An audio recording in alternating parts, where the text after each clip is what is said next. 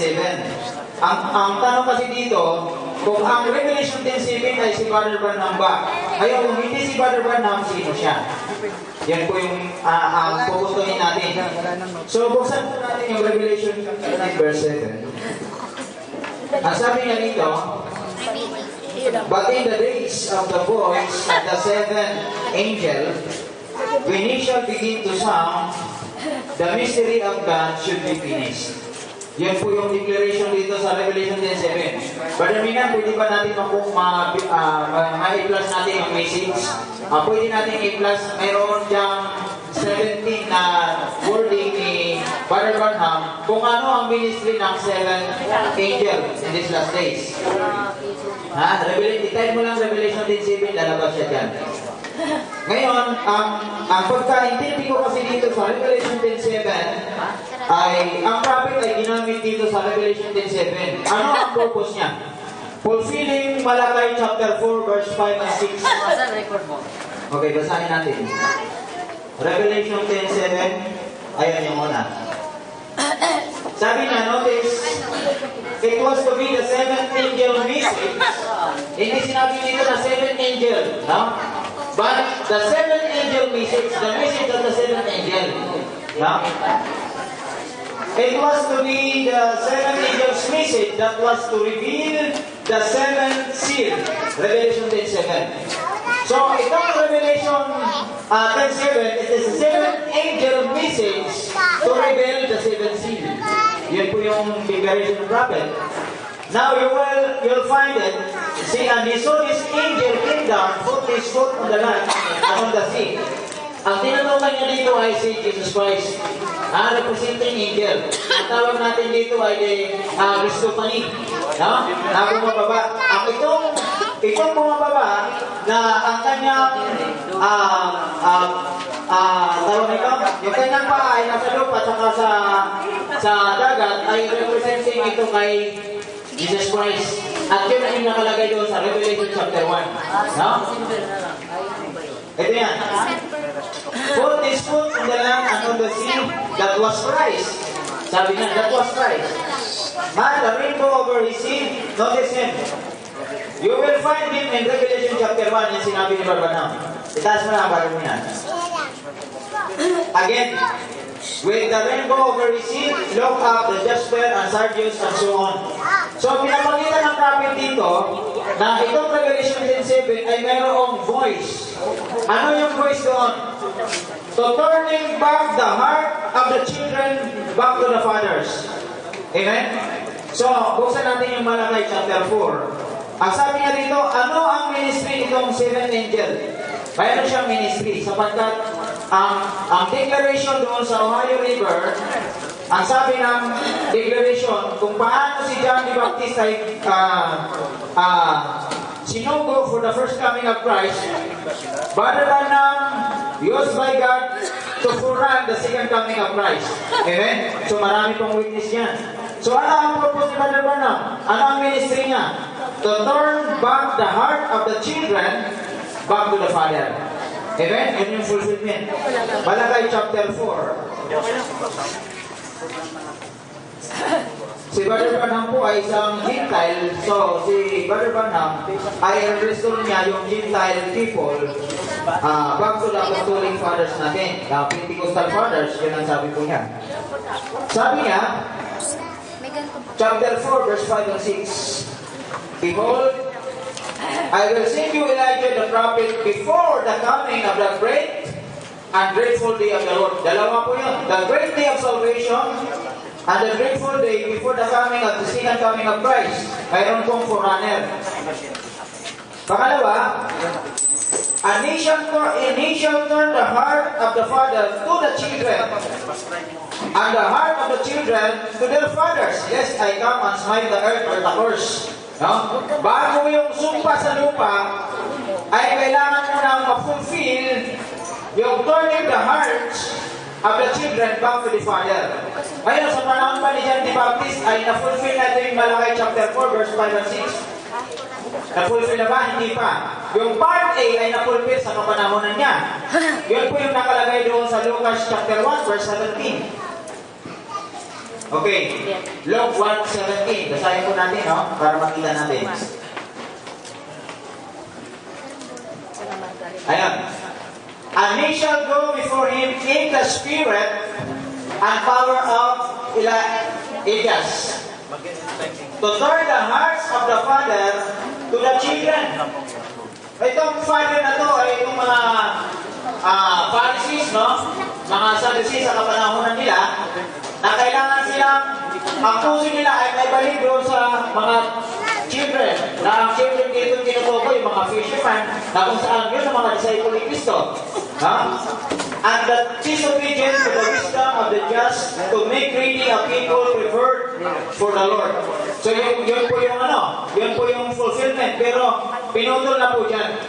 Hindi po dyan sinabi na kagaya ng Malakay chapter 4, 6b, na turning the children back to the father. Wala po dyan, naputol na mga kapatid.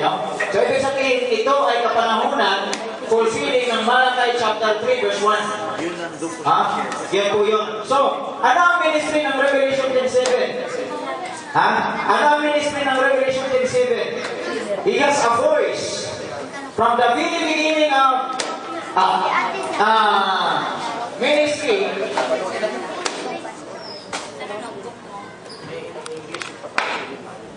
dito po ginamit yung Malakay chapter 3 verse 1. And then yung Luke chapter 1 verse 17. Yung fulfilling ng Revelation 10:7, mayroon siyang voice. Yung voice niya ay, ang nakuha ng voice ay mula dito sa Efeso hanggang sa panahon ng Laodicea. Ang Laodicea ay mayroong ginamit na angel. Ano ang purpose ng angel? To turn back the hearts of the father to the children. Turning back the heart of the children back to the father. No? Sino po yung father sa panahon natin ngayon? Yun po yung apostles. No? Nakikita naman natin ngayon. So, nireview yan. Even the power and the spirit of Elijah, nag-manifest po yan sa katauhan ng ating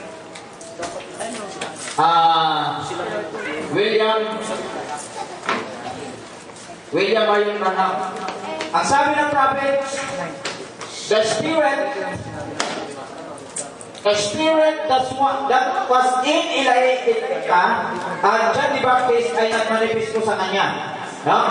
At mayroon siyang tatlong ministeryo, mga kapatid, na hindi pwedeng matawaran. Witness ng ilang libong tao. No? Witness ng ilang libong tao.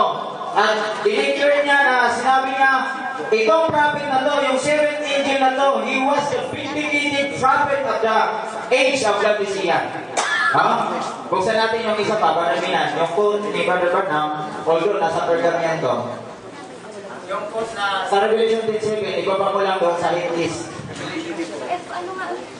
Baraminan, ay, pagsayo, sa Revelation 10:7. Yung pangalawa din, yung word na mayroong pergamian. Pergamo. Pangalawa, i-scroll na sa hit list, meron dyan 1, 2, 3, 4, 5, 6 hanggang pababa. Nasa pangatlo yun.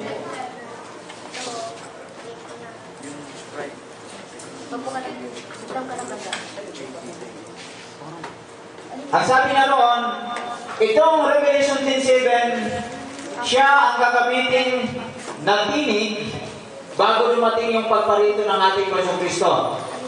To reveal the mystery. Ito, bayo pa dyan. Saan ba? Sa baba?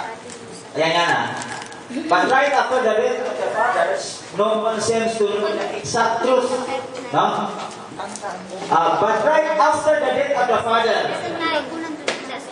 no one seems to know the exact truth. Ang tinutukoy dito niya na father is the apostle. No? Kasi hula ito ni Apostol Pablo, ang sabi na doon sa Acts chapter 28 verse na after my departing, grievous wolves shall come. No? Yan po yung hula. But right after the death of the fathers, no one seems to know the exact truth. And in a short while, this man seems to have become hidden to the people. people. But in every age, God began to give back by revelation that was hidden until these last days, according to Revelation 10:7. No? Alinaw po yun, sinabi ng prophet na, but every age, God began to give back a revelation that was hidden until in these last days, according to Revelation 10:7. Bakit? Sa huling panahon, ang Revelation 10:7 will reveal, no? Papauna yan to prepare a people. At sasabihin nga na kailangan kayong bumalik doon sa ating Pentecostal father, which is the apostle. A prophet will come and reveal, sabi niya, 10:7, a prophet, naniniwala naman tayo sa huling panahon, in this Laodicean age, mayroong propeta na ginamit. At yun ang susundan natin. Pero may declaration ng prophet na sa huling panahon, mayroong ministeryo na susunod sa kanya. Amen? Mayroong susunod sa kanya. Ngayon, ano ang ministeryo nito? Ang sabi ni Brother Branham, it is the humble ministry that has a great ministry composed of apostle, prophet, evangelist. Ito yung tinutukoy natin the fivefold ministry. The word of God given to the fivefold ministry. He has a gift. No? Ano ang purpose nun? To perfect the saints. Bakit? Nilatag na ng prophet sa uling panahon. Lahat yung hiwaga. Amen. Hindi naman lahat, no? Hiwaga. Pero sa uling panahon, mayroong idagdag ang Diyos sa uling panahon ng ministeryo. Yun po yung fivefold ministry. Yung Espiritu ng Panginoon, yung Espiritu mayroon si Elijah, yung Espiritu na nangusap sa panahon ni Brother Branham, yun din yung mga ngusap na Espiritu sa panahon natin ngayon. Amen. Sundin ko. A prophet will come and reveal all the mysteries. And then the Lord will come now in each age. I see the messenger receive hidden truth. But he did not receive it for himself. Only dineclared ng prophet na hindi niya ito na-receive sa magitan ng kanyang sarili. Ito ay pinahayag ng Panginoon sa Espiritu. God gives hidden manna to the overcomer. Yung word dito na overcomer, mayroong pagtatagumpayan mga kapatid. Amen? Hallelujah. It cannot be otherwise. He would not open his treasure to those who spurn with is already revealed. No?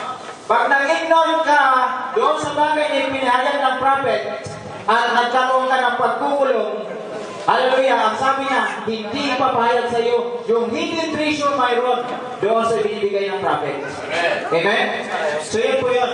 Mayroong pinanggit dito si Brother Branham doon pa sa baba ng Revelation 10:7. Ang sabi niya, nahayag ang lahat ng ministry, mystery, Revelation 10:7, sa kanyang panahon. Dineclare ng prophet na ang all mysteries are revealed in his time. Pero yung darating na mystery, hindi pa niya alam. Amen? Bakit? Sa kapanahonan niya lang, lahat, sa palagay niya sa sarili niya, lahat ng mystery ay pinahayag niya sa kanya. Amen? So, mayroong pinadagdag ang Panginoon na revelation hanggang sa pagdating natin ngayon. Ito po ay tinatawag na Ministry of the Fivefold. Ito yung Ephesians chapter 4.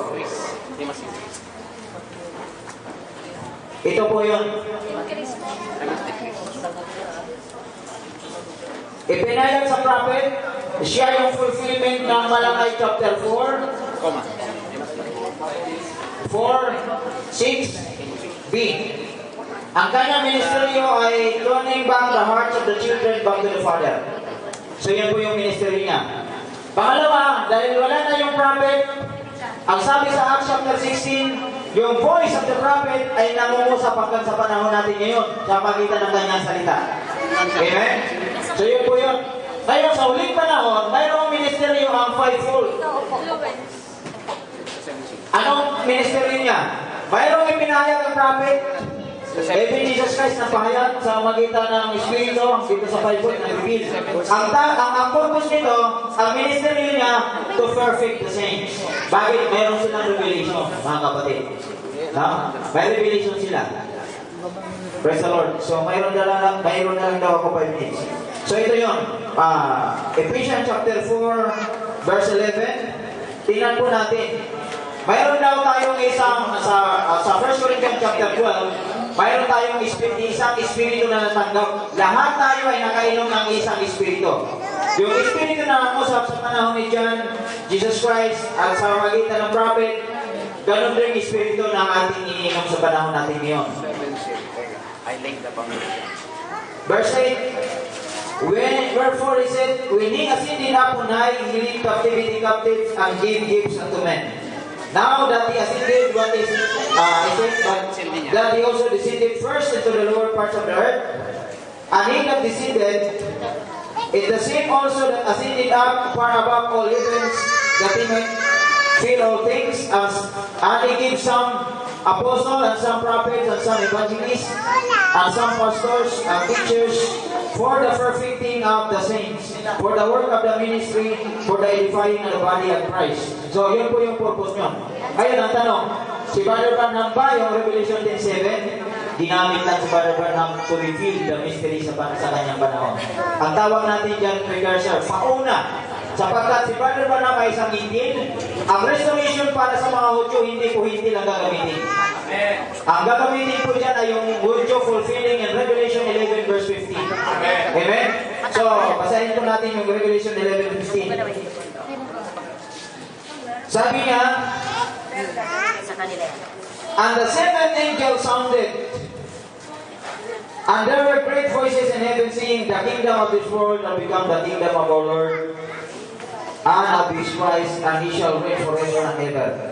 Yun po yung nakalagay doon sa Revelation chapter 1 verse 1 at chapter 10 verse 1 na si Kristo'y bababa, siya na po ang yun po yung kaganapan ng lahat ng ministeryo na nahayag. Yun po yun sa dulo ng tribulation period. God bless you.